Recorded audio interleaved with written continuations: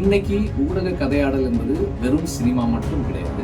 சினிமாவுக்குள்ள சாதிக்கணும்னோ மட்டுமே நாம நினைக்கணும்னு அவசியம் இல்லை. சினிமாவுக்குள்ள போய் டைரக்டர் ஆகிறது மட்டுமே நான் பார்க்கல. நான் ஒரு ஸ்டூடெண்டா இருக்கும்போது இந்த சப்ஜெக்ட்ஸ் எல்லாம் சினிமா எடுக்கிறதுக்கு தேவைன்னு உணர்ந்திருந்தால்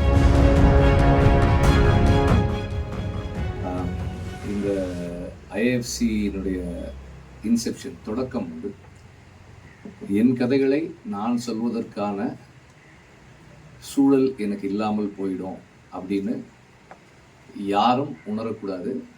அவரவர் கதையை அவரவர் சொல்வதற்கான சூழலை நம்மளால் முடிஞ்ச அளவுக்கு உருவாக்கி கொடுக்கணுன்றது தான் இதனுடைய தொடக்கம். அதுக்கப்புறம் மற்றது எல்லாமே நிறைய பேசியிருக்கோம். நான் ஃபாதர்கிட்ட சந்தித்ததும், ஃபாதர் இந்த நான் ஃபாதர்கிட்ட என்னோட இந்த சின்ன தாட்டை சொன்னதுக்கப்புறம் ஃபாதர் இதை எப்படி டிசைன் பண்ணார், இதுக்கு ஐஏஎஃப்சின்னு பேர் வச்சது தொடங்கி எல்லாமே ஃபாதர் தான் பண்ணார் அப்படின்றது everybody knows about.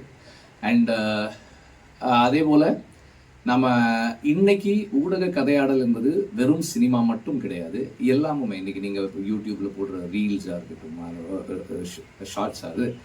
Shorts reels what ever இன்ஸ்டாகிராமில் போடுறது எல்லாமே, அண்ட் நீங்கள் எக்ஸில் எழுதுகிற அந்த ஒரு வாட் எவர் இட் இஸ், அது கூட இந்த சமூகத்துக்குள்ள நம்முடைய கதையாடல்களை நிகழ்த்தக்கூடியது தான். அதனால இங்கே வர்ற ஒவ்வொருவருமே திரை இயக்குனர் ஆகணும்னோ அல்லது சினிமாவுக்குள்ள சாதிக்கணும்னோ மட்டுமே நம்ம நினைக்கணும்னு அவசியம் இல்லை. சினிமாவுக்குள்ள போய் டைரக்டர் ஆகிறது மட்டுமே நம்முடைய வெற்றியினுடைய அளவுகோல் கிடையாது. நம் கதைகளை நாம் ஊடகங்களின் வாயிலாக எப்படி சொல்கிறோம், அதனுடைய தாக்கம் என்னவா இருக்கு, அடுத்த தலைமுறை அதை என்னவா பயன்படுத்திக்கிதுன்றது தான் நம்முடைய வெற்றியை நிர்ணயிக்கக்கூடியதாக இருக்கும்.